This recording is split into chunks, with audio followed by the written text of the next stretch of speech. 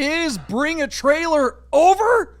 We're going to figure it out tonight. And also, there's some other channels. There are some other, let's call it auction platforms. I use that term loosely, that are doing some really crazy shenanigans. My partner has scoop tonight. I haven't even heard it. I may actually have a heart attack live on the program tonight. We have all new predictions. This is Bid Nerds. The bidding starts now. Bid Nerds is your daily YouTube card game show where we predict the online auction results of the most interesting cars on Bring a Trailer, Cars and Bids, Hagerty Marketplace, and more. It's just like the Price is Right game show. Play along and see if you can beat the nerds.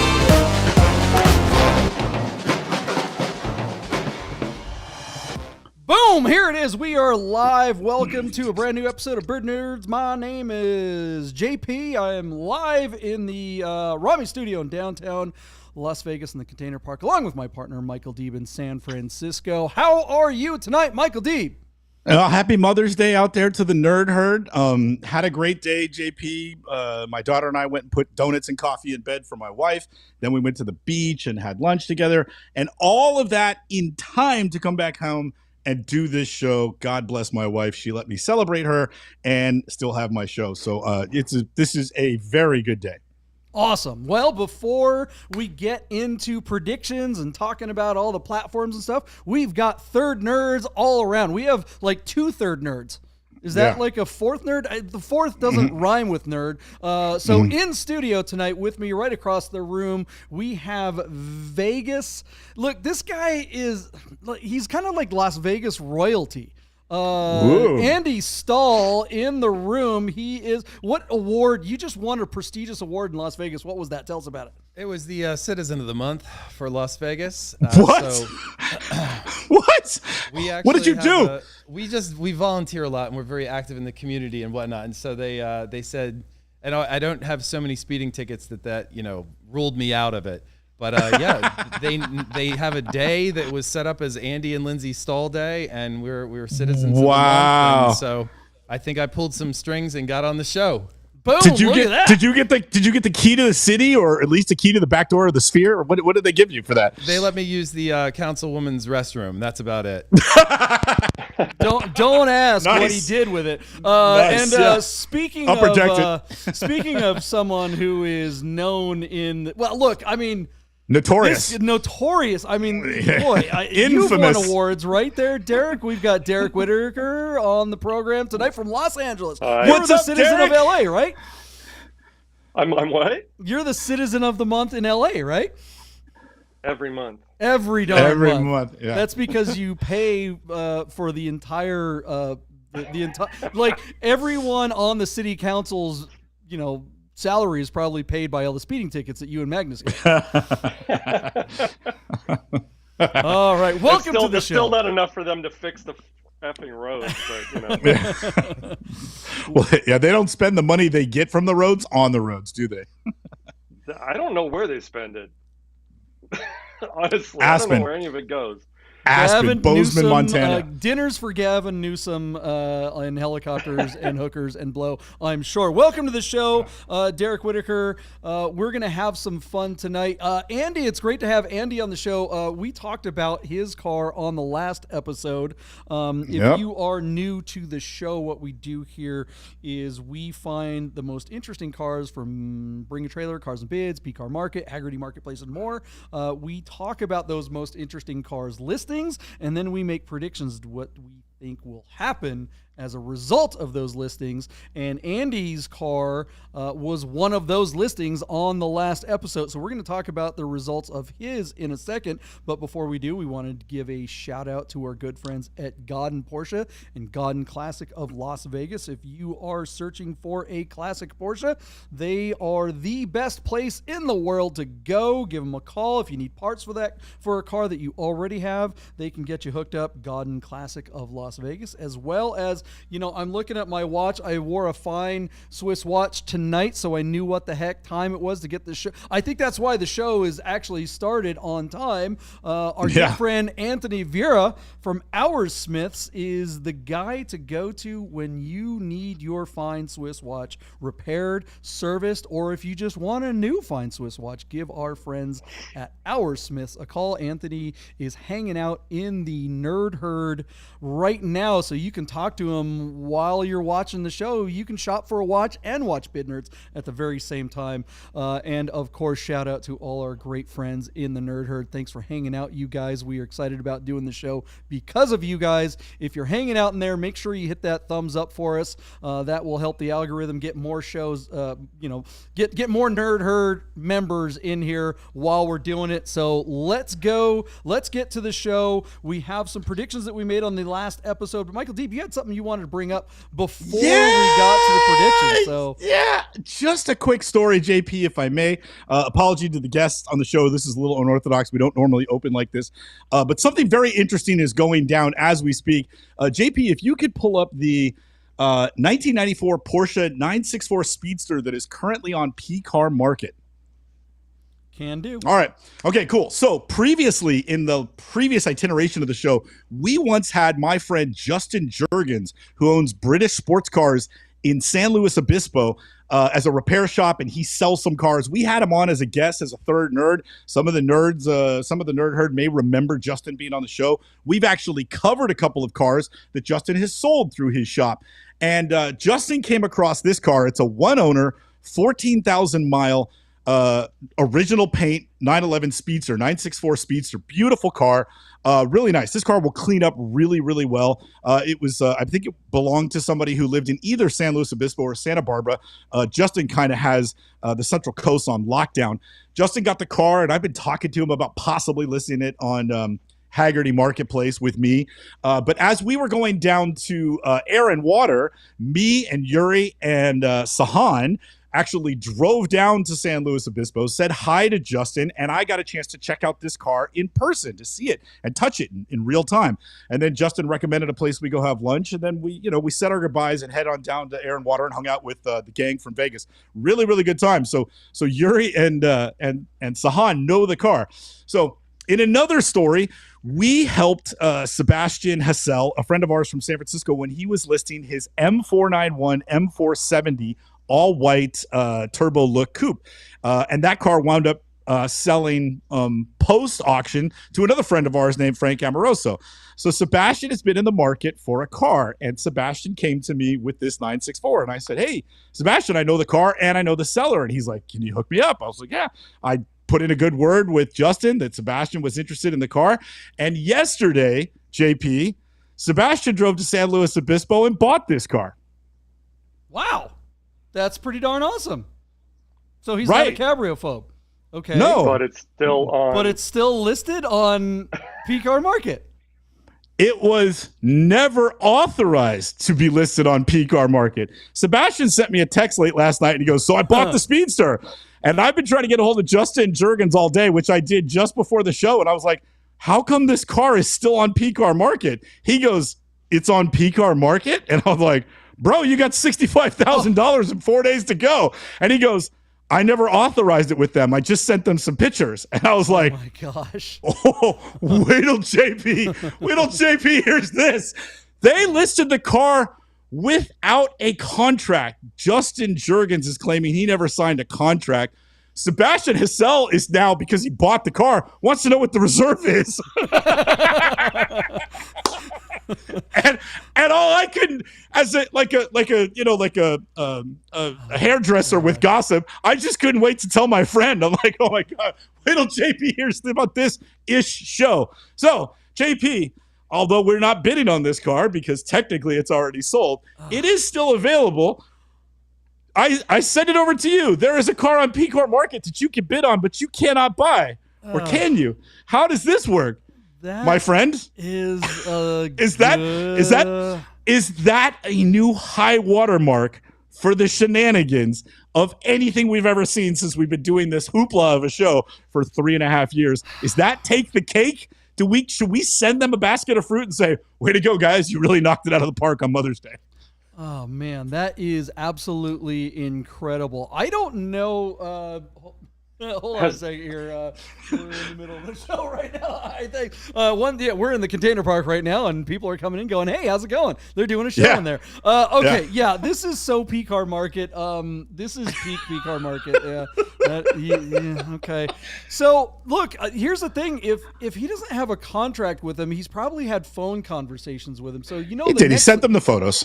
No, phone conversations. I'm saying, yeah. So there's been obviously an interaction with them. So the next thing that's going to happen is PCAR Market is going to publish a video where the jackass that runs the joint, with his heavy Long Island accent, is going to be talking about how we try to give the opportunities, and he's going to use the word opportunity like 6,000 times. You can play a drinking game with it. But he's probably going to play whatever phone call Sebastian or not Sebastian, who was it that was Justin? Justin. If Justin spoke with anyone at PCAR Market, keep in mind that those conversations were in fact recorded. That is policy when it comes to PCAR Market. So PCAR Market will probably use whatever conversation that Justin had with them as some kind of verbal contract. And boy, this is going to be a to be continued story to follow, because I'll say it right now. I guarantee you they're going to publicize some of that stuff, and this is probably going to get pretty ugly. Well, I'm not so sure. What's that? Go ahead, Has Derek. anybody even commented in like the comments section that the car is sold? Nobody would know. The only people that know it's sold essentially would be Sebastian and Justin, because they did the deal last night when he drove down there. And now then us. He texted me. Well, yeah, live on the interwebs, right? I know, Right. Yeah, guys, if you are watching this, if you're in the Nerd Herd, go comment on this listing right now and say, we just heard on Bid Nerds that this car is sold, that this car is not available. You cannot buy this thing because PCAR Market listed it without being authorized. This is insane. PCAR Market never ceases to amaze. Don't get me in trouble. Don't get me in trouble with Justin. But here's the thing: when I said this to Justin, I said, "Hey man, that car is live." He's like, "Oh, I got to call them." And I said, "Well, how on earth did they do it?" He goes, "Well, I just sent them some pictures, but I didn't authorize it." He says, "This has happened before," and he goes, they're so desperate to list cars that if you just wave a car in front of them, they put it live." And he goes, "I sent them some photos, but I never signed the contract." I'm guessing in PCAR Market thing, when he sent the photos, his intention was clear, so they went live with it, figuring they could just work out the contract on Monday or whatever. But Justin was unaware the car was live, so it's not cool. But it's his professional relationship with them. In Justin's own words, because Justin never did give me the car. In Justin's own words, he has not been selling cars online anymore because he's doing so well with them regionally on Facebook Marketplace. And so he's just been really, really winding it down and just not doing auctions. But obviously when you get treated like this by somebody you're trying to interact with, that would certainly sour it as much as anything else that comes up in the comments. So anyways, I didn't want to spend too much time on this, but I just thought, JP, you'd get a kick out of it that they've listed a car that they weren't authorized to sell. And technically, this car is already sold. What a mess. Derek, what do you think of that? And what do you think of PCAR Market? Honestly, I don't pay much attention to PCAR Market because I go over there and I see like lots of cars that don't sell, or I think the prices are kind of low sometimes. I usually pay attention mostly to BAT because I think that's where the high water mark is for different markets. And I know they've contacted me a couple times about selling cars on there, and I just don't want to deal with auction sites, to be honest. Andy, what do you think of what they just tried to pull? I mean, there's some crazy contract law that's going to be involved with this, oral contracts and versus written and email and, recorded phone calls and all that. It has the potential to get ugly. I feel like they could probably just pull the auction and just say, oops. But I mean, if some bidder with deep pockets wanted to really cause a stink, I mean, they could say, look, we entered into a contract here making an offer on a car that you advertise for sale, and it's not. Yeah, I mean, PCAR market, it is. That's the takeaway. PCAR market is trying to sell cars that they don't have any authorization to sell. So, keep that in mind when you're bidding on a car in PCAR market. And, Deeb, do you see anything like this ever happening on BAT No. or any of the other auction sites? No. I've never heard of this. This is, like you and I've been paying close attention for 4 years. I've never seen anything like this. This is crazy. Yeah, this is definitely a new one. All right, well, that's interesting. We'll keep you apprised what we hear about it. Let's move on to the predictions we made on the last episode. We're going to start with, are we starting with Andy's car? Let's do that. Absolutely. Do that. Come on, man. He's in the room. Let's have dessert before we have the vegetables. Let's get to the sweet stuff. All right. All right. So JP was very excited, Andy, that we got to cover the car. Obviously, JP's vested in this car because you guys are buddies and bros, and that he and Lee went out and shot some of these great photos. Although I took issue with the photo that they used as the main photo, there are some really fantastic images in what we call the bucket of images that accompany this auction on Bring a Trailer. It's Andy's 2014 Toyota FJ Cruiser with a 6-speed manual. This car only has 17,000 miles and looks showroom new. The car is beautiful in that, what do they call that? Cement paint. I actually really dig that color. The military green is cool, but I think this color is cool and just a little bit more understated. I really like the color of the car. The manual makes it fun. Finding one of these that's not modified and this low miles is nearly impossible, and the manuals are basically unicorns. So this car was set to set BAT on fire, and it did. I gave the bid of $49,000, suggesting that I didn't quite think it would break 50 based on some other comps that had less miles on it, but it was certainly all there. JP took the over at 65, and we had Mauricio from Three Pedal Posse up in Seattle as our third nerd, and Mauricio was all in on this FJ, going $72,000. Derek, care to venture a guess where a low mileage manual FJ Cruiser would go with good images on Bring a Trailer just the other day? My initial guess is probably around 67. 67 is not a bad guess at all. Because it is so low miles. And the manual is, I didn't even know they made a manual of these. Yeah, they're super rare. Only super about rare. 10% of them were manual. Yeah, that's like less than Ferrari 430s, which was like 15%. So, there had been a 10,000 mile one that went to 60 recently. So this car at 17, I thought might not quite hit that number. So our car sold. Wait a minute. What if I cancel the auction and now sell it to him for 67? Can I do that? Yeah. Not until he sells his 964. Contract, you said it on the show. I'm pretty sure. If we're PCAR market, you're a buyer. You own it. Was that a verbal contract? Congratulations, Derek Whitacre, on your new Toyota. 67,000. This show is brutal. PCAR market rules. Yeah. All right. What happened with the results of this thing? Sunday. All right. So our car sold for $53,500 on 27 bids on Bring a Trailer just the other day. Andy, your reaction?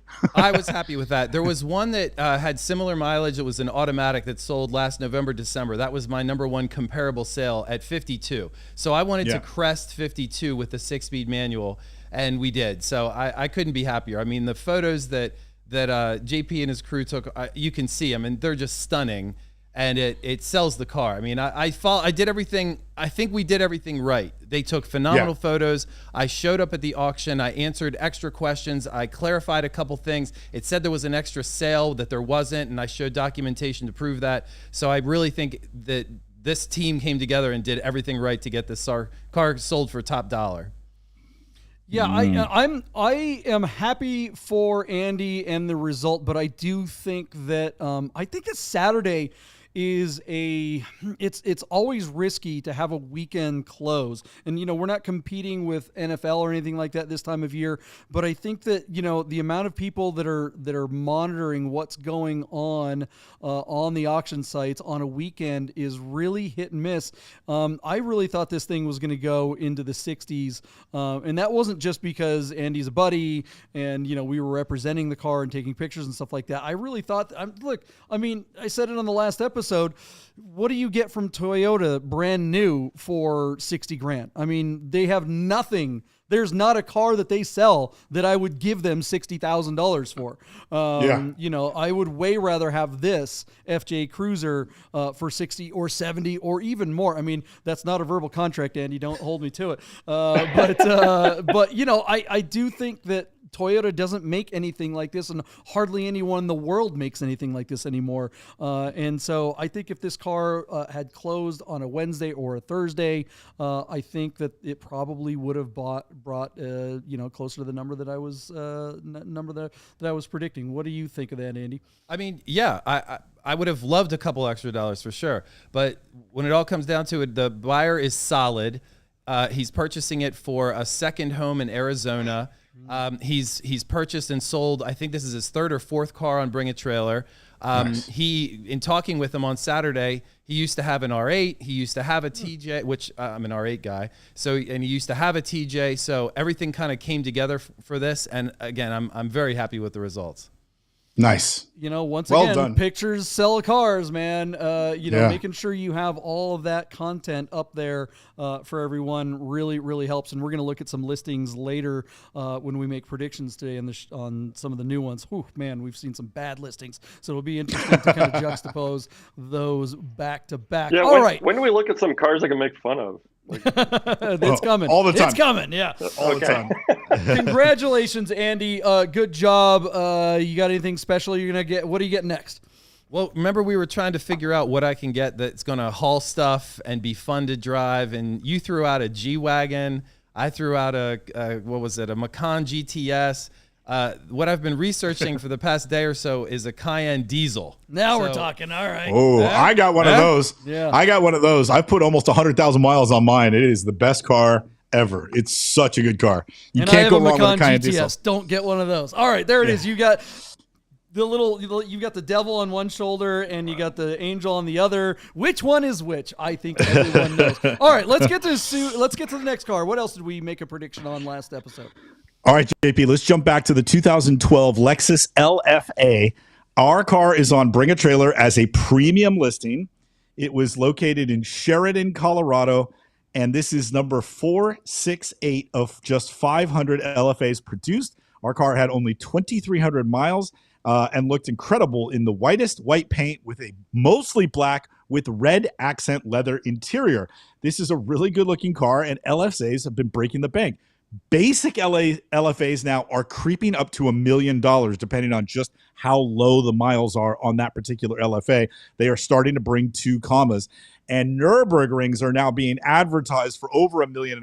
Some really, really ridiculously low miles Nürburgring ones are being listed for $2 million. So we wondered if this car in a very popular white shade with the low 2,000 miles would have a chance to get up into that $900,000, maybe $1 million range.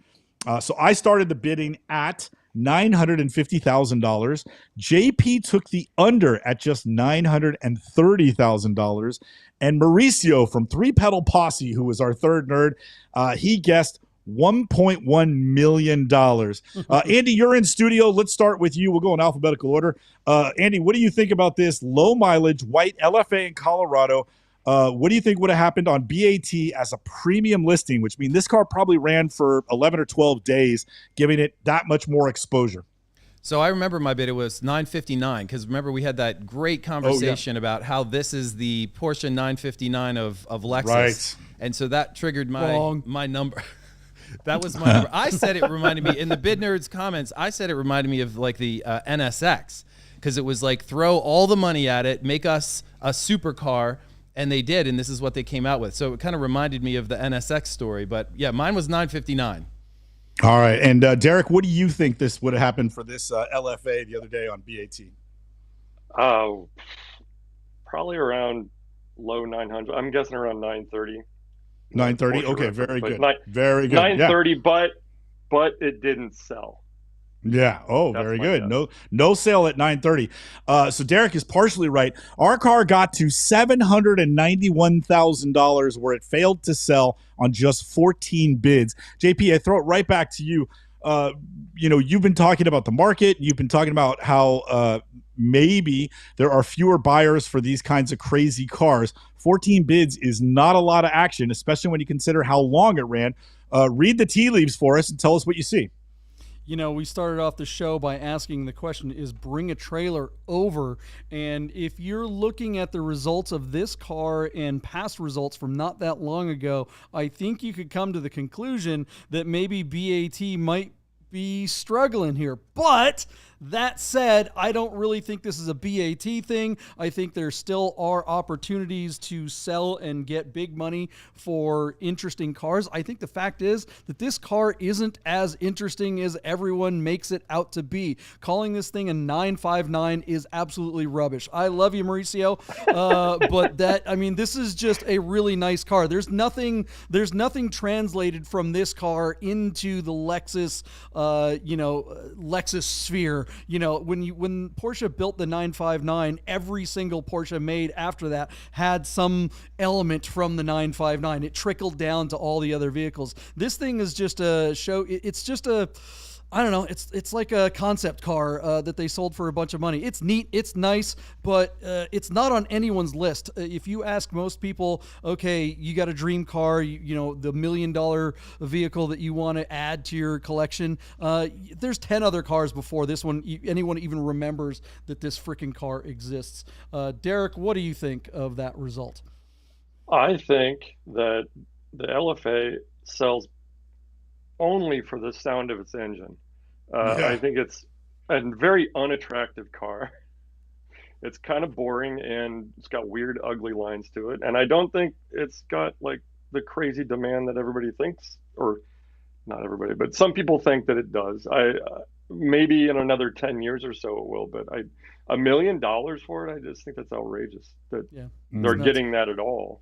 Andy, what do you think of the results? So I don't know if this is a controversial opinion, but I wonder if Bring a Trailer is diluting their brand by selling some more pedestrian vehicles. Like there was I've seen a couple other FJs because I've been watching them, and there are some that have high mileage, rust underneath. That I'm like, why would you have this on Bring a Trailer? So I'm wondering if they, by diluting their brand by selling the more ordinary vehicles, that they're not getting the traffic from the deep-pocketed guys that would pay seven figures for a car like this.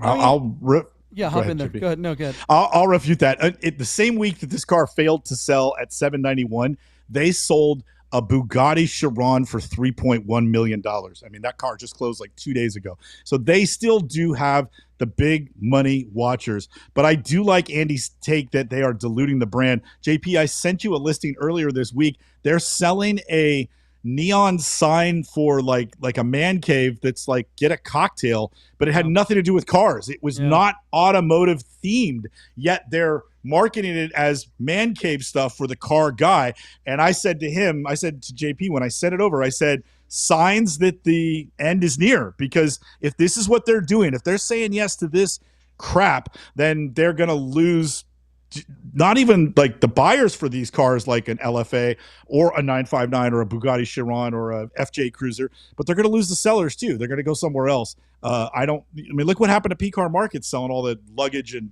porcelain signs and bull crap. You know what I'm saying? So I think it's the writing's on the wall. We use the term unforced error a lot, especially when we're talking about PCAR Market and they just sell the dumbest stuff. It does seem odd that BAT would pull this, but BAT is still the juggernaut. They aren't ahead of everyone else by a single-digit margin. They are ahead of every other platform by double-digit margins. Like BAT probably sells 10 times more cars than the closest competitor, which I assume would be Cars and Bids, and then down the line would be PCAR Market, and then down the line would be Hagerty, and then, it's like Bring a Trailer can screw up and make a lot of mistakes and cause problems for their platform, and they're not gonna feel it. It's like shooting a BB gun at an aircraft carrier. You might hit it square in the middle, but it's going to go dink. They're not even going to feel it, and they're going to keep on going.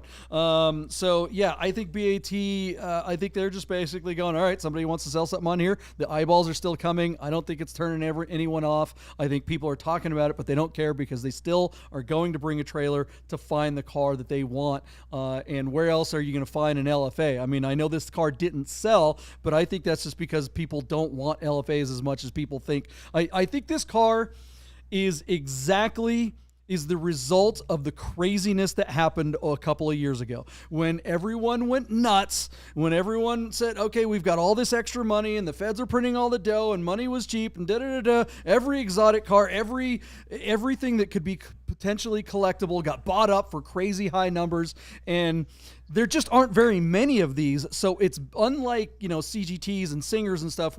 There's more of those cars. So we've been seeing other comps. It's been a while since we've seen an LFA for sale. So the last one that sold was at the height. And so here, this is juxtaposed. This is a genuine correction. This is the market going, yep, that was stupid a couple of years ago. And if you were caught holding the bag 2 years ago with one of these, you're going to lose money. And that's all there is to it. And you may as well just keep the car and drive it out. What do you guys think of the results of this Lexus? Was that, should the seller have taken that money, the $700-something thousand, or do you think they were smart to hold on and maybe wait and sell this at a live auction, maybe Sotheby's or something at, a Monterey Car Week this summer? Let us know what you guys think in the comments below. And we made another prediction on a car on the last episode. What was that, Michael Deep? All right, JP. So Mauricio from Three Pedal Posse decided to work with me, thanks to JP encouraging him to do so. And Mauricio entrusted me to take his 1974 Porsche 911, a base model car, and sell it for him on Hagerty Marketplace online auction. Mauricio's car is a very interesting base model because it was ordered with the K21, K22 package, which gives you every S option with the exception of the S motor. The side view mirror, the gauge cluster, the type of seats, the aluminum brakes in the front, a rear sway bar in the back, all these things that would enhance the driving experience short of the motor itself. So a really great car. Repainted in its original shade of Mexico blue. It's a slick top, and Mauricio did a fabulous job restoring the car. I recused myself from bidding on the car because I was representing it. JP, you started the bidding at $95,000, and a lot of the bids in the a lot of the bids in the herd were around your bids. Mauricio, tongue-in-cheek, gave us $1 million bid for his car because that's what he was really hoping it would bring. But Andy, unless you're familiar with it and watched it, what do you think this car would have sold for on Hagerty Marketplace, knowing I was representing it? It was my name, my photographs, and I did all the comments on the car. I don't remember what I said in the Nerd Herd last week, but it was 90-something. I want to say it was just shy of six figures was my guess. Okay. So I'll say 97 because I don't remember. 97. And Derek, mid-year base model S options. Mauricio repainted it in blue, in the Mexico blue that it was born in, COA, matching numbers. They rebuilt the motor to S specification. What do you think this thing would bring on Hagerty Marketplace? How many miles? How many miles on the chassis? So it was interesting because Mauricio saw 32,000 on the odometer and believes that it's the original mileage because he reused the vinyl and the carpets. They look like they had very little wear, so he thinks the mileage might be accurate and it did not flip over. I would say maybe 85. 85, not a bad guess. 85 or 80, 85, something like that. Okay, cool. Our car brought $105,000 where it sold on 35 bids. JP, when you add on the 7% for the buyer's fee, the buyer actually paid $112,000 and change for this car. Chris Carbine took the result and pushed the results of this auction to the Daily Vroom and to Stuttgart Market Letter. Both of them put two paragraphs together on this car and this result. One of them citing that this was the highest watermark for a mid-year base model 911 over the last 5 years. We blew the reserve out of the water. Everybody involved was very happy. It was fun to cover the car on the show. It was even more fun to have Mauricio come down and be a guest nerd and advocate for the car. But this was a win-win all the way around. Friends, people that were watching on the show were bidding on the car. The car got 4 bids after we did the show the other night. This was just an outstanding result. And the market has taken notice, which is really cool. So thank you to everybody involved, especially Mauricio for trusting me to go right by him with the car. and it's just outstanding. I can't tell you what a wonderful weekend I had knowing that my friend made money on his car when, and in the final minutes, JP, when you haven't quite reached reserve and then the clock starts to go down, everybody's on pins and needles, and then they just start fighting over it. And I just turned up the music and I sat back in my chair and watched the fireworks, and it was really, really great. So thank you again. JP, what do you think, and what have you heard? Has anybody said anything to you about, you covering the car and then the car doing so well? I mean, I just couldn't be happier for Mauricio. He's over the moon, as well he should be. He had a perfect car, and this really goes back to the question: is BAT over? Is this the kind of result that will bring Hagerty Marketplace's platform up a notch?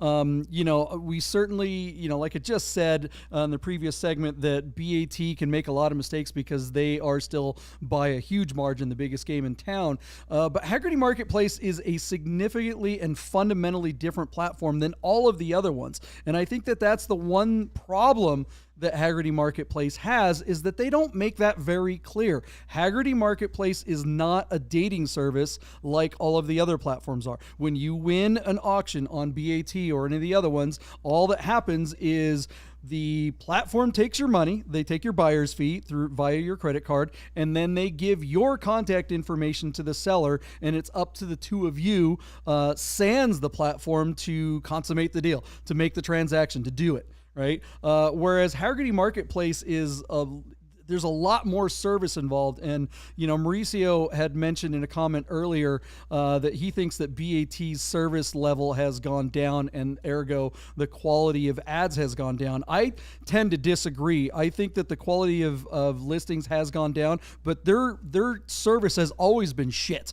BAT's customer service has been crap. Like Deeb always mentions, they never let you pick the lead photo. They always seem to pick the crappiest one. When you interact with them, it's always like a latency. It's like they send you comp of the copy for your ad. You make edits. They sit on it for a day or two. They get back to you. You immediately get back to them, and they sit on it for a day or two. And it's just like this. Come on, it's like pulling hair. And some of the horror stories I've heard with the photographers that they've sent out and all that kind of stuff. Like every experience that I've had with BAT, I've always had good experiences with the buyers, but the actual sales process, the listing process, has always taken weeks longer than I think it should, sometimes months. So I think that Hagerty needs to do a much better job in letting people know that this is a full service platform. It's not the same as BAT. Either do that or get rid of all that full service and make it like BAT, because BAT ain't broken. So why fix it? If you're gonna have a platform that has all these customer benefits, let people know. It's like what's the movie, the Doctor Strangelove? The purpose of a doomsday weapon is to let everyone know, right? Derek, what do you think of the results of this car and Hagerty Marketplace?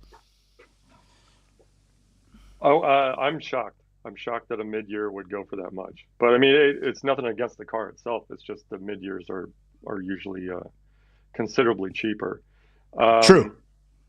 The Hagerty, though, so they are like a monetary intermediary then? Yeah, they act like as an escrow. So when we work with Mauricio sends the title to Michigan, and when he signs his contract to work with us, he's also signing a power of attorney that allows us to transfer title. So when the winning bidder gets his email and his wiring instructions to pay Hagerty for the car, and then Hagerty will take, theoretically their commission from Mauricio and send him his funds, and they'll post it. Once Mauricio is made whole, this whole time Mauricio's sitting on the car. It's in his garage. He controls the asset. Once he's made whole, then he will let us know, hey, the money is posted. It's in my account. I now, verbally release the car, and then I or somebody that work with in Michigan will reach out to the winning bidder and say, go ahead and arrange for transport, and here's the address. And we disclose where the car is technically located or where the car can technically be picked up from. And it all happens really quickly. Essentially, our winning bidders are obligated to pay for the car within 48 hours, and then we tell our sellers that we'll pay them in 2 weeks, but most of the time they get their money sooner than that. So it happens pretty fast, and just a much better system. I mean, obviously, it's a much better system. That's a major deterrent for me for actually putting something on Bring a Trailer. Is just I'm still left up to my own and then I'm giving them a huge cut of it just for the exposure, I guess. Yeah, and you're working with somebody you've never met, whereas again, Hagerty just acts as an escrow, and it just makes a safer environment for everybody involved. But it does come at a cost.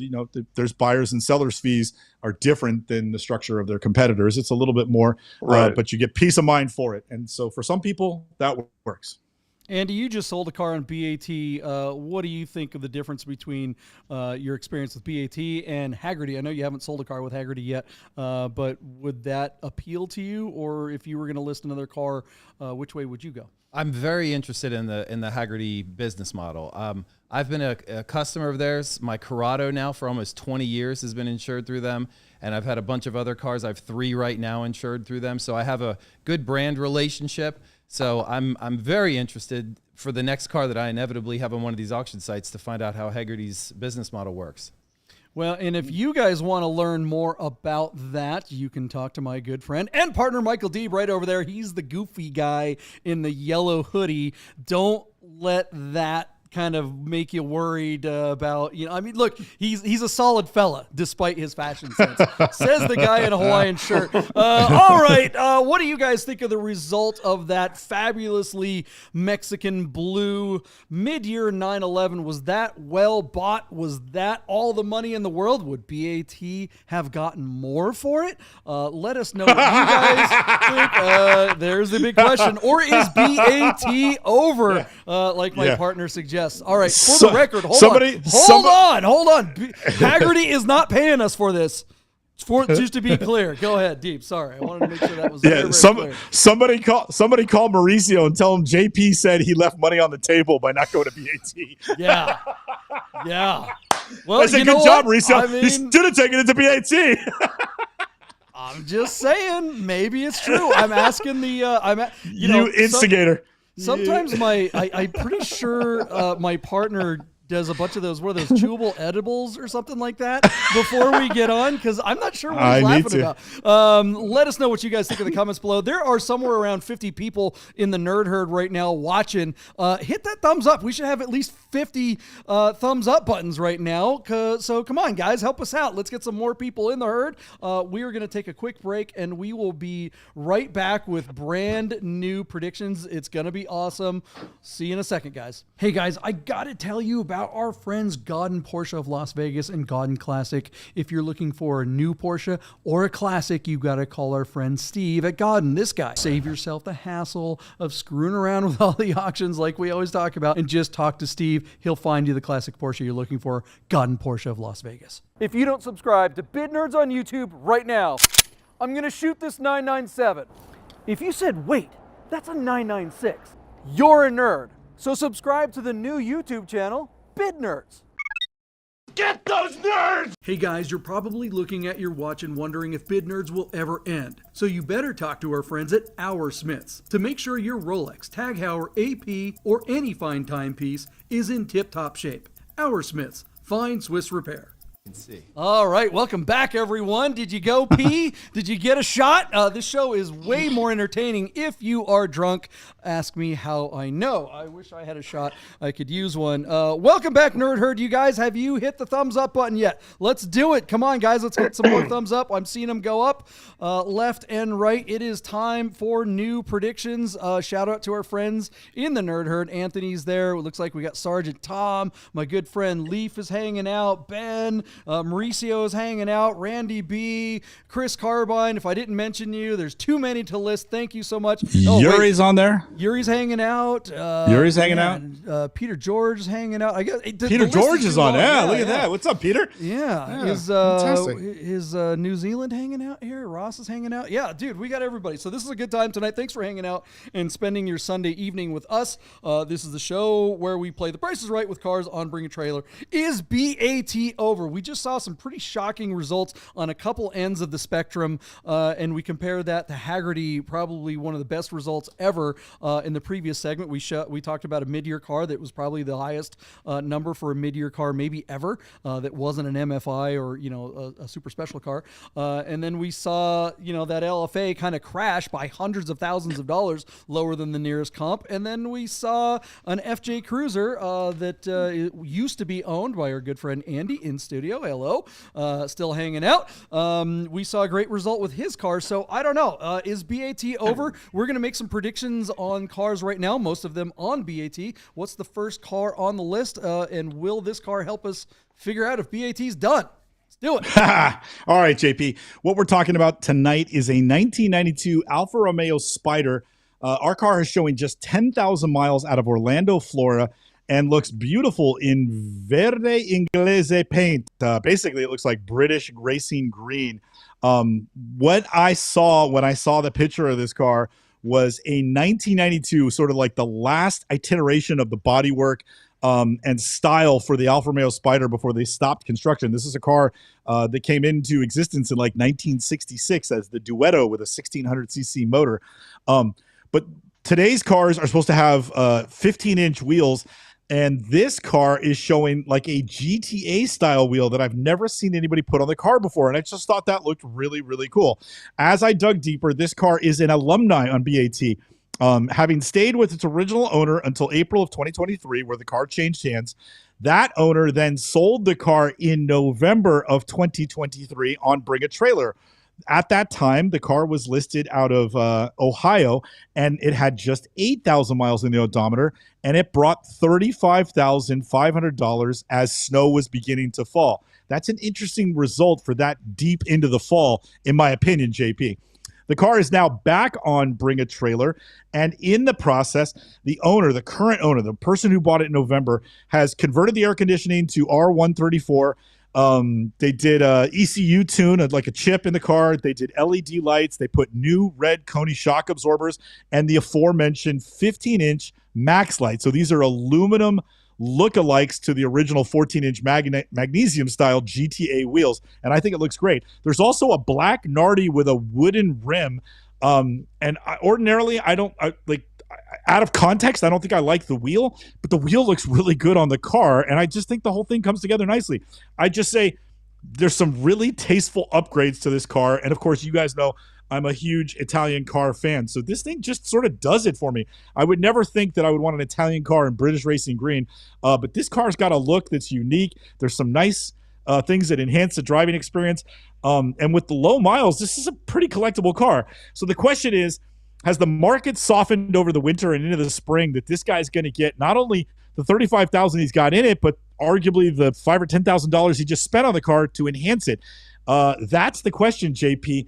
Let's talk about the market. Let's talk about the platform. Let's talk about this car. So, John, I hand it over to you. The car's at $19,000. It's got 2 days to go. Is this guy sweating bullets? Does he think he's going to get 40 plus for this car and get his money out of it? Or we think he's just enjoyed driving it for 6 months and he's happy to get off it after all the money he spent on it? Well, he's definitely selling it at the right time of year. I mean, we're right at the beginning of spring here in most places in the country. This is a beautiful car. I really like the wheels, the steering wheel, whatever. I could go either way.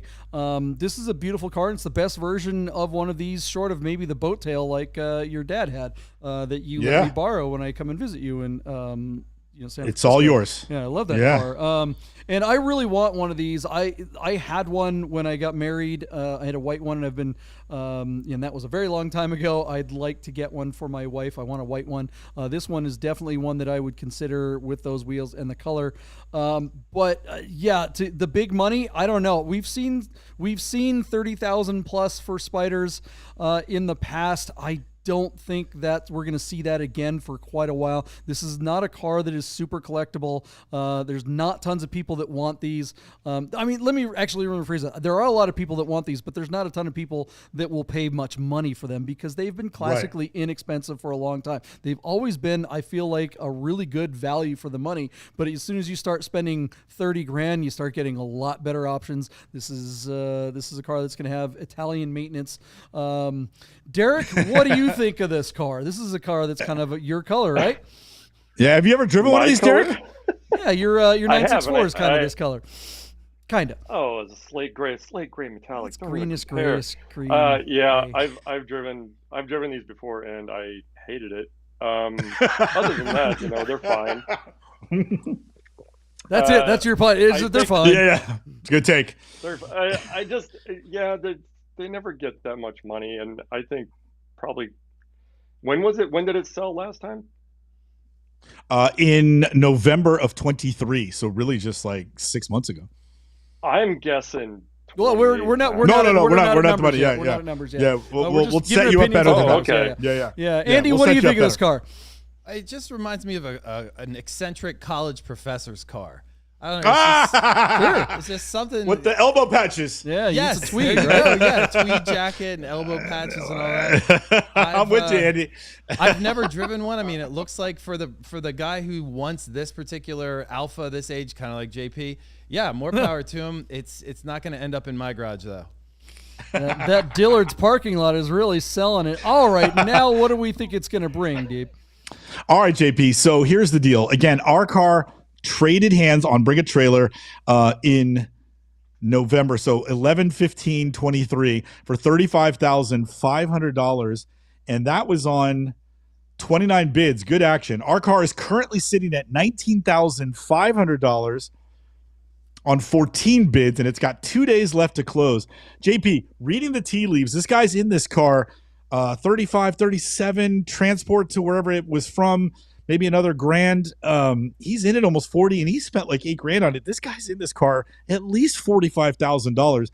I don't think he's going to come anywhere near that. Initially, I thought 29,000, but now that I see that he spent some money on it, I think he might get back to. I'm going to give him 32,500, but I don't think he's recouping his money. He's either going to take a loss, because I don't know that BAT would give him a particularly high reserve, especially since it just changed hands 6 months ago. It's its own worst comp.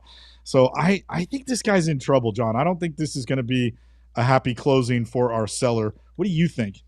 Yeah, I mean, why the hell is he selling it? Did he really think he was going to buy this car and put a bunch of money on it and realize a big return? Or is he just who would do that? With an Alfa? Yeah, I mean, that's crazy with an Alfa in general, but any car. Yeah. I mean, I just don't.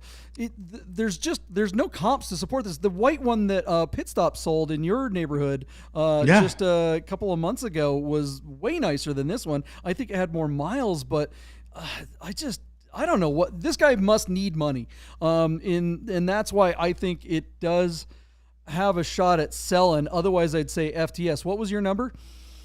32,500, and I'm going to look for the Pit Stop's result. Yeah, I'll go just a tad over and just park it at 33, right above you, because I think this is, like I said, it is the right time of year, and it is a very pretty car. It is if you want one of these, but yeah, I mean, John, it's got low miles. $35,000 is about it, right? Yeah. So John, the Pit Stop car was also a 92 with just 15,000 miles, and it sold for just $25,750, and that was in the winter. That was on February 9th of 2024. So, I mean, I think he overpaid for the car initially, and then he went and spent money on it. I don't see him getting his money back at all. Derek, what do you think this thing's gonna bring? Well, I think he paid way over the market value for it, and now he's just going to swim at 28. Swim at 28. That's a pretty good guess. Andy, where are you at? Yeah, I think when he bought it, he thought he was going to have it, and something's come up. His wife's making him sell it. I mean, look at the pictures of the cell phone charger dangling off the center console and crap in the passenger footwell. I mean, he's probably going to be like, honey, I tried to sell it. I couldn't get what I put into it, so I'm keeping it. That's the angle right there, guys. Andy figured it out. This guy doesn't want to sell it. Yeah. That is the take of the night. You cracked the code, man. Holy cow. It's with those pictures, even with the pretty little the paint thickness meters and all that crap, that's just to show his significant other, like, honey, I tried. I did it everything. only got 27. Andy was right. It only got 27,000, and so I'm too far into it to let it go, and that's where I'm at. Pure theater is what Andy's saying. Holy cow. JP, what was your bid again, please? Sorry. Oh, now can I lower it now? No, 33. I parked it above you. Yeah. You did. You took the over. I take the over. I think I think the one that Pit Stop sold was in the dead of winter. That was the absolute worst time to sell that car. but it was a nicer car. But this one has a bunch of really recent maintenance. So, if there's any chance that he's going to get off this car even remotely close to what he's into it, which I don't think is possible, now is the time. If he waits, another week or two, he has no shot. What do you guys think this little Alfa is going to bring? Are you like our guest Andy, who figured it out that the guy actually doesn't want to sell it and it's just theater for his wife, so he has an excuse to keep it? Or did this guy lose at Atlantic City and needs to pay off Guido, and so he doesn't have to pay the VIG anymore? Let us know what you guys think in the comments below. And what's the next car on the list? And will this prove that BAT is over? What do we got?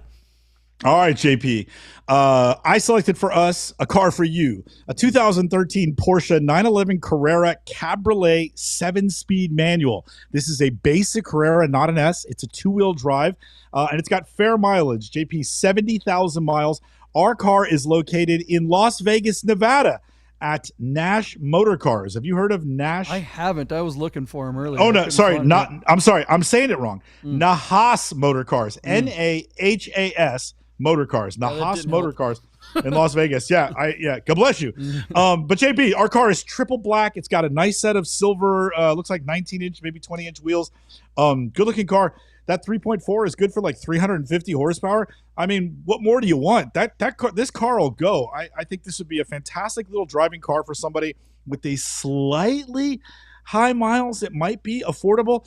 John, I just thought it was like a really nice, no-nonsense car, and it's the right time of year to sell it. I thought a car like this could give us a good indication of what the market is for sort of later model Porsches and maybe what's going on with BAT at the moment. The interesting thing is I send it over to you, John, and I had to go back and look, does not have any marks or anything on the Carfax. Our car has 3 days to go until it closes. It is only sitting at $5,500, which is, times 10 of where it should be. You know what I'm saying? So like, it's really interesting that it's so low this deep into it. We don't normally see this kind of hesitation for people to engage, underbidders to engage on sort of a basic car like this. Is everybody just waiting in the bushes until like right before the hammer goes to try and pounce on this car because it's really nice? Is it a unicorn with a manual transmission? Or are people turning their noses at this car for some reason I just didn't discover glancing at it? So JP, I send it back to you. This is Polnick spec. It's exactly the type of car my partner would drive and enjoy and have a hell of a lot of fun in. But what do you think, John? You like it? Yay or nay? I mean, I could like it, but there's not enough information here. This is one of the worst listings I think I've seen in a long time. And you know that we look at bad listings all the time. That's what we do on this show day in and day out. The pictures aren't in focus, guy.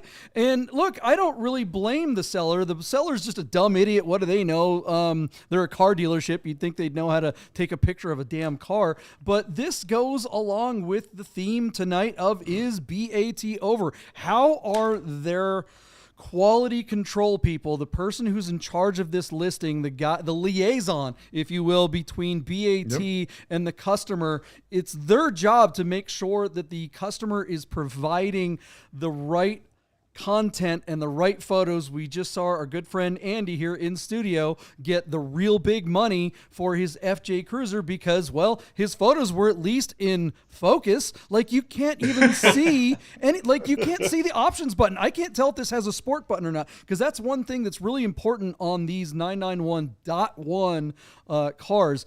I know that they have 340 horsepower, which is 350. 350. Yeah. Okay, so that's like 10 more horsepower than a base 997, or actually it's more like 20 something horsepower more than a base 997.2. But the thing is, if you've ever driven, the 3.4 is crappy in the 991. You have to whine the living hell out of this car. It's actually a lot like driving an SC. There's hardly any power low end, especially if it doesn't have a sport button. If it doesn't have sport or sport chrono, these things are straight up dogs, even though they ultimately have more horsepower than the previous generation. They don't feel like it. They have no torque. They are fun to drive. This is a great little stripper car. I mean that figuratively and for a potential buyer, because this is a great stripper car, even though strippers can't drive stick.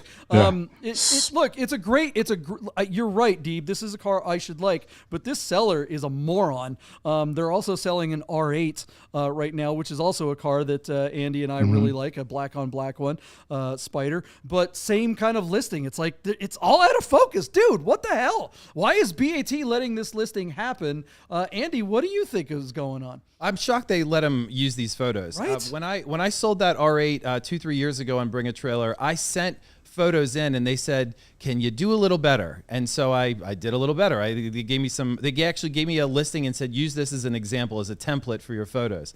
So I'm surprised. I mean, I'm seeing the same thing you are, these out of focus photos. And I'm surprised they let this cross the auction block. There's no list of the options on this car. There's no picture of the options codes onto the hood. It's crazy. Derek, what do you think? Well, it's just by the bad pictures and the lack of information, they're just asking for a no sale. Yeah. God, that picture right there. Right. What? You can't see anything. Why? How is that getting through the quality controls at bad? It'd be one I'm thing. not saying bad is done, but this is really, really low rent kind of SHIT for supposedly a premium car auction site, especially a car like this, which it'll get a decent amount of money. It's just if it was presented better, but this, I don't even know why. I don't even understand why it's on the site. To be honest, you can't see anything in the pictures. Yeah, I mean, if this were on PCAR Market, you'd be like, okay, that's par for the course. But this is just, I mean, this really is one of the worst listings we've seen in a long time.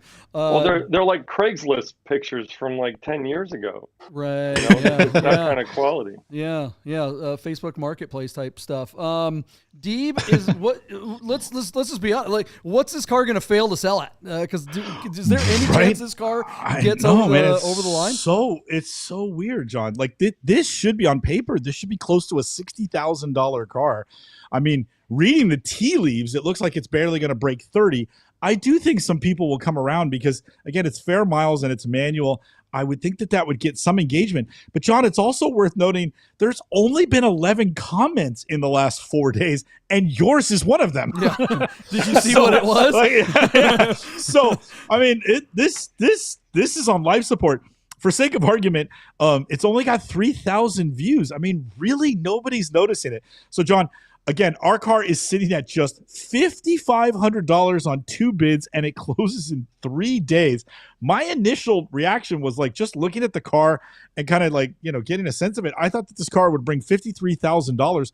I don't think it has a chance to get anywhere near there.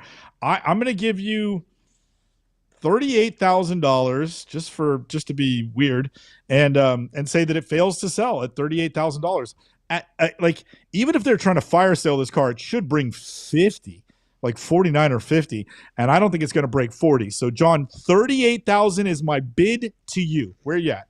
If this thing were properly presented, and someone mentioned in one of the nerd herds mentioned, is it out of focus on purpose? Are they trying to hide something? Maybe. Yeah. But look, if this thing were properly listed with the right photos, and there was nothing to hide, and we could see that this car was actually in good condition as one would hope, then I'm with you. This car is definitely in the mid to high 50s. It's a convertible. They don't go as much as the coupes.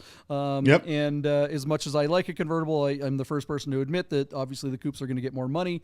It does have a sport button, I think. Now that I'm looking at this bigger screen, I couldn't tell before. If you watch the driving video too, it's like the video is someone sitting in the passenger seat, and the video is of the dashboard the whole damn time while the guy's rowing through the gears, and he's got his hand at 12 and his his left hand at 12, and his right hand is rowing through the gears, and he never goes back with his right hand to the steering wheel. It's just absolutely ridiculous. I think this car's DOA. I'm going to go 39,991, and of course at FTS's, this car should go for more. It's local. It's at a dealership. Maybe I'll go look at it and buy it tomorrow, and it'll pop off they'll sell it like the PCAR Market thing did. Derek, what do you think this car will bring? Or I won't? think we're.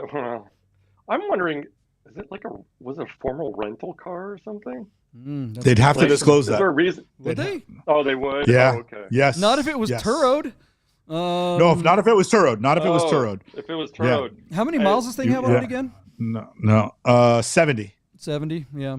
I mean, that's Yeah, I'm guessing like 42 and change and a no sale. I just think there's obviously no interest in it, or little interest in it going on already. Yeah, anyone that clicks on this is going, well, what am I looking at? How can I even think? Yeah. Andy, what do you think of this listing and the car? You know, there's been an uptick in the manual transmission sales in the new builds, new cars over the past year or two. So I'm going to be a contrarian and say that we're going to get into the mid 40s on it just because of the third pedal. I'm wondering how angry my wife would be if I took the money from the FJ and brought this home. She'd be furious. You know, she'd probably be all right with it if it turns out to be a nice car. And that's one thing is that, you know, you and I could go look at this. It's local. So if it turns out to be a decent car, one thing on the Carfax, they're not mentioning anything about the clutch. And that might be because the PDKs, or rather the manuals of these early 991s, it's kind of a weird transmission. It's technically a PDK it's just like it's a fake manual on this generation of cars. So one thing I've never been able to get a straight answer from a Porsche tech is like, okay, fine, it's a PDK with a basically a left pedal button actuator, but how does that affect the clutch life? Because normally, if it were a traditional clutch, we'd be needing a clutch by now at 70,000 miles. You would hope that there would be in the records one having been replaced somewhere around 50 or 60, but here we are at 70. We have a very weird transmission. I don't really know what the longevity of these 7-speed PDK fake manual things are, so there's a lot of questions with this car, and you know, not being able to see any of the details, boy, it's anybody's guess. What do you guys think this listing will bring? Is this the worst listing you've seen on BAT, or have you seen worse? I'd love you guys to share some links with us on listings that you think are even worse than this one. Should we go down and find this dealership and go try to look at this car before it closes? Yes. I think Andy You and I should have 3 something to do days. tomorrow. You Yeah, got we 3 should, days. We've got Yeah. time. Come on, Maybe man. we'll go take some real pictures of the car. Yeah, you Nerds could road easily trip. take better pictures. Right? I mean, make the guy pay us money. I mean, come on. Hey, I'll show up. Look, here's a guy that just sold his car for way more than one of these should sell for. Andy, I think let's do this. We can make some money. I'll give you a commission. All right, let us know what you guys think this car will bring in the comments below. The Nerd Herd pretty much I don't know. The Nerd Herd is all over the place. Nerd Herd is actually, some of the guys are thinking this thing could get up in the higher 40s, and Randy B even thinks it gets 50. I don't think any of those numbers are unreasonable if we could actually see the car. But the fact that it's in the dark is really making it hard to tell. The nerd always knows, though, right? Indy Dave says 37,000 failed to sell, and he goes on to say it's already DOA. It's at 5,500. I'm like, yeah, I don't remember ever seeing a car that had been on longer than it wasn't, and it was like, you know, like a decent car that's that far off the stop. So I mean, that's really bad. That's not looking good. All right, let's move on to the next car. Let us know what you guys think this 991 will bring, and what else we got, Michael Deep? All right, JP, just for poops and giggles, I picked a 2018 Porsche Panamera Turbo Sport Turismo. Our car is listed on Cars and Bids and is showing just 13,500 miles. The car is located in Winston-Salem, North Carolina. My bad. I've been there. But these cars are bitching, JP. It's white with like kind of a sand dollar interior and a black dash. It's got black 21-inch wheels, and it's got ceramic brakes on it. I mean, this thing is an absolute beast. You know, we're talking about a car that makes 550 horsepower and 570 pound-foot of torque from a 4-liter V8 and an 8-speed automatic transmission. 21-inch wheels, ceramic brakes, sport exhaust system, sport design body kit. It's got the panoramic sunroof, all the bells and whistles you could possibly imagine associated with one of Porsche's higher-end models, being that it's a turbo. It comes equipped with everything, the best of everything. These cars are fast, and while I don't really like Panameras, there's something that happens when you ask for a Panamera Sport Turismo. When you get the wagon, you get a practical back to the car, and as a dog owner with two, mid-sized dogs, this starts to make sense for me. The other thing is when you go to the Sport Turismo, this is back in 2018, where Panoramas were only 4-seaters. The Sport Turismo gave you a bench across the back seat, and you got that all-important 5th seatbelt, making the car more practical. Since then, Porsche has offered this configuration in the regular Panamera sedans. But back in 2018, the only way to get the 5th seatbelt was to get the Sport Turismo. So I actually like these cars, JP, and I hope they're soft in the secondary market, because I'd love to pick up a $180,000 Panamera for under $100,000 in the secondary market. The question is this low mileage, now 5-year-old car, 6-year-old car, is it going to do that? Like, to me, the watermark is right at $100,000. Is it going to break that $100,000 mark? It's a lot of car for the money, especially when you consider the performance, the luxury, hopefully the build quality, and certainly the price it would have cost to buy this car new. So I thought it might be fun to take a look at it. I do think the car is on the right platform on Cars and Bids. Decent photos for something that was probably done with an iPhone. They got a lot of nice photos in the golden era. JP, what is your take on the images, and what do you think about the car? Did Alcantara have one of these, or was his just a sedan? He did, but his was a hybrid. Most of the shooting bikes were hybrid, so it's kind of rare to see a turbo one. Look, my friend, I've got a really good buddy who owns a repair shop, German Motors. Shout out to Daniel in What's up, town. Daniel? He sees a lot of these out of warranty, right? These cars. You say you want one after it's depreciated where you can actually get into it. It's a lot like an old Ferrari, man. You can afford to buy them, but there's a reason why so many of these get repoed from the stripper's apartment building, because you can get into them, but repairing one of these, look, Daniel says, his quote is perfect. He's like, the car doesn't know how much it's worth. You may get one of these for, call it $65,000 in a couple of years, because that's how much this thing's going to depreciate. But when it comes to repair bills, the car's still going to think it's a $200,000 car. You will pay, and you will pay dearly when you have to fix this thing. And guess what? You're gonna have to fix this thing. Nothing is simple in this car. Tony Mazzagatti, our friends at Gaudin Porsche, I've seen these cars on the lifts. I've seen the fenders coming off of these, and there are computers and gizmos and modules in every square. Look, I remember when I was a kid in Boy Scouts, I got to go on a nuclear submarine, and the thing that struck us most when you're walking around a nuclear submarine, these poor guys have to be underwater for like 6 months, sometimes longer, right? Every square inch of space has like toilet paper or toothpaste, or, it's like if you can store something in the space, there's going to be something there. And this stupid car has more lines of code in the electronics than a space shuttle did in 1984. You cannot keep one of there's no such thing as an inexpensive Panamera. It'll never happen. You might be able to get it cheap now, but buy now, pay now or pay later. Andy, what do you think of these cars? Nobody's going to buy this car for a family. Look at the white interior. This they did away with the bench seat. They did the 2 seats in the back, which I think is hilarious. I think the whole point of getting one of these is to have that bench seat. Doesn't and that they fold ordered down? theirs without. It does, but they ordered a 2-seat back seat instead of the Sport Turismo's standard 3, like across the bench seat. Anyway, sorry, Andy, I interrupted you. No worries. So I'm a long roof lover. I love the long roofs in most cars, but you got to find someone who's not going to family it, who really wants it because they're a long roof fan, who's got deep pockets because it's new and low mileage. And I don't see that many of guys like me out there. Yeah, Derek, you can throw your guitars in the back of this thing. What do you think of this car?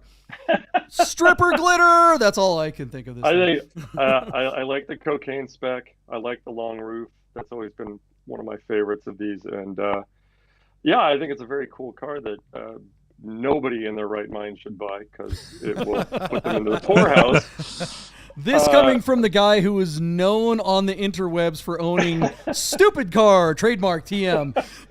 This car is even stupider. Is that the takeaway that we're getting here? We got a scoop. Well, at least mine, you can, work on it with simple tools and stuff. Like this is like you said, it's like the space shuttle. But I think it's a fantastic car. But yeah, it will, like like was said before, it'll take a specific kind of person that will want this, and the punishment that goes along with it. It's a car that you don't need a mechanic to repair. You're going to need like an MIT engineer to rewrite the code, right? Ground school. I love them. I'm with you guys. I think they are beautiful. And I've never driven the shooting brake version, but I have driven the turbo, sedan version of the Panamera, and they're just fantastic when they work. I think the only way to get this car is through CarMax with one of their crazy warranties. Would be the only way that it would make any kind of sense at all. But what do we think? Do we think this car is going to sell? Is BAT going to be able to get this one over the edge? And Cars and Bids. How much? Oh, sorry, Cars and Bids. It's Doug on. DeMuro It's gonna on. be able to do it. It's on Doug DeMuro's, and I don't know what the guy has in mind because these are really niche cars. Like there's not a lot of Panameras out there, and there's fewer of them that are wagons or shooting brakes. Our car closes in 2 days, John. Actually 3. It closes on Wednesday. Our car is currently sitting at $61,616 on just 12 bids. I was joking earlier that I think the watermark for this car is at $100,000. Is it going to go under 100 or over 100? I'm going to choose not to pick one of those and just tell you $100,000. And if it makes it $100,000, I think it sells. And if we buy it for $100,000, I still think that's a lot of car for the money. There's some value there. But if you're buying this car, you should go put an aftermarket warranty on this car to protect you from catastrophic repair bills if something should go wrong. So JP, really simply put, $100,000. I make you do the choice. $100,000 to you. Where are you at?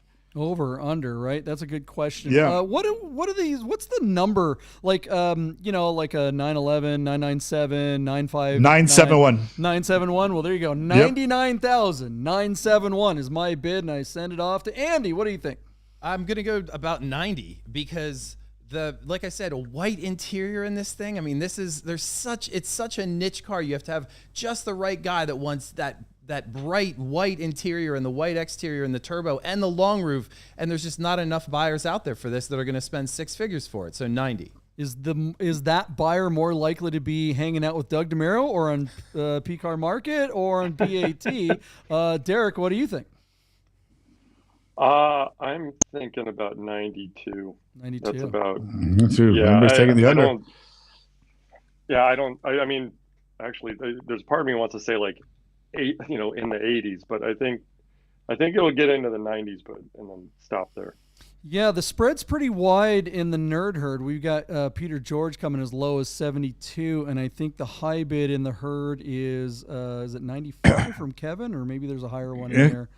Gerd's at 91. Kevin's at 95. Chris is at 94. They're all low, JP. I'm the high man at $100,000. And I just want to remind everyone, this car is 6 years old, but it's only got 13,000 miles on it. Andy brings up a good point. You've got this utility car, but this is not a family car with that white interior and the fact that they went with the 2 seats in the back. I think you really make this very niche. And you sort of narrow the focus on who you're looking for a car like this. So great points, great takes by everybody. We shall see. It's definitely on the right platform in my opinion. I have JP. 2 little white dogs. My wife would love this car. Actually, it would go well with her Macan GTS. What do you guys think of this car? Something to keep in mind too, that this is, Panamera is always the first year when they change, whenever they do a body style change or a facelift, they always do it to the Panamera first. So this car being 2018, I believe, was the first year of this style for the Panamera. So this is not the same as like a 2017. Whereas if you're looking at a Macan or, a Cayenne or one of those other cars, the difference between a 17 and 18, there really isn't one. So this car represents, that's one thing Porsche has kind of had. Like you buy this car and it kind of looks like a, 2023 really. So a lot of people are going to be looking at this thing driving down the road thinking you're going to have a much newer car than you actually do. Is that worth spending a couple extra bucks? We will find out.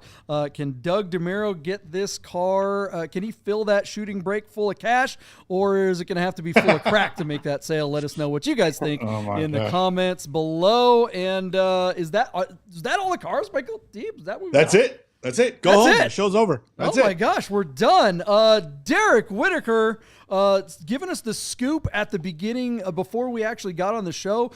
You just said that there might be a Targa Baja that might be coming back. You heard some rumors? That's what Dave B told me at Air and Water. All right. Awesome. Late October. So we're going to be that's blowing the up some plan anyway. turbos in Mexico. All right. I'm all for that, dude. Please not again. Rami has like four 911 turbos now. So, I mean, look, if I'll drive one, he'll drive one, maybe we get somebody else to drive one. We could conceivably be blowing up like 4 turbos between yours and at least 3 of Rami's. I think challenge accepted. Where can people follow you or find you on the interwebs, or do you even want to be followed? What's up? _Derek_Whitacre on Instagram. That's where you look follow up me and my stupid car adventures. Nice. Yay! Or just look up #stupidcar and then you'll find me. That will definitely do it. Andy Stahl, Citizen of the Month of Las Vegas. I'm never going to hear the end of this. Thanks for slumming with us and bringing us some eggs. How can people follow you? And anything you want to plug before we get out of here? No, I'm just a local guy who likes cars here in Vegas. So the Auto Fest thing and the bid nerds and eggs and all that fun stuff. But I own a little real estate company here in Vegas that pays the bills and buys me the cars. So my Raintree Real Estate. So you'll see me when I post on Bid Nerds. Sometimes it says Andy and sometimes it says my company. I don't know why. But anyhow, that's me. It's nice this was an absolute joy. And I look forward to doing it again someday if you let me. Well, he's going to come back. Wow, he likes abuse. All right, very good. Yeah, thank you, Andy, and thank you, Derek, for coming on and hosting with us. That was great. Thank Andy, you. Congrats on the sale of your FJ, and Derek, good luck with your 964. Do you want to plug your 964 to the herd? We've got a lot of buyers out there. Tell them about your 964 and how they and your asking price if you don't mind sharing it. Yeah, I mean it's on my Instagram. It's a real honest driver, 1990 C4 964. Slate gray metallic original paint, so it's got some patina and stuff. Got gold cup ones on it. Rebuilt motor as of 2 years ago, with some go fast stuff in it. But it's a fantastic driver. New Bilstein coilovers, and I'm asking 85. And actually, That's I'm pretty a deal. firm on it. I want 85, and then it goes away. That's it. Yeah. 85 or Yeah, nothing. All right. Yeah. Fair Give play. him a DM Derek if you want to get into that 964. I have been in that 964. Speaking of blowing up turbos in Mexico, when Rami blew up his, Derek was kind enough to give me a ride. Remember the dirt road going to the Hacienda? I'm surprised any car made it past that road. That was. Oh man. Well, I was thinking more of the when we were doing like $160 on that highway. And Yeah. The guy going 120 pulled out in front of us without looking, and I slammed on the brakes. That was a fun weekend. JP, here's a little interesting trivia, John. You might not know, but on the day that my RS America went off the hillside, when we were leaving lunch, Jay and Derek pulled out in front of me, and I was in my burgundy turbo look. I don't remember what Derek was driving, but I knew Derek was in front of me, and I wanted to catch up to them, which is why I sort of left Andras, and Andras was by himself on the road and had nobody to really gauge because I had I was comfortable on the road having been up there a handful of times, whereas it was his very first time on the crest. And so I just sort of left him trying to catch up to Derek.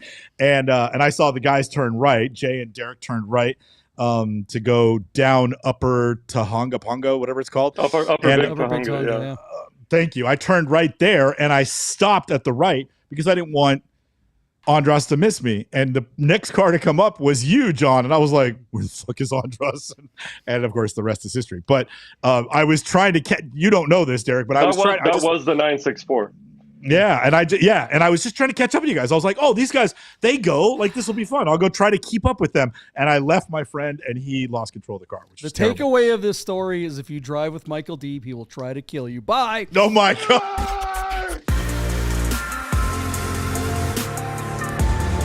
Get the word!